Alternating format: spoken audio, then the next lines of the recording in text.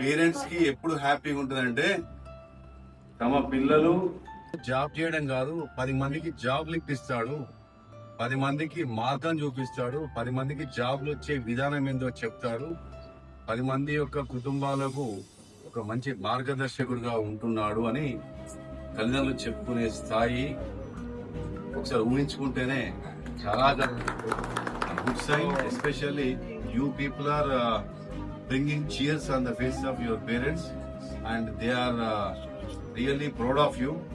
So in the same way, in the same manner, I hope you people will definitely make the parents of other students to be happy like your parents in the days.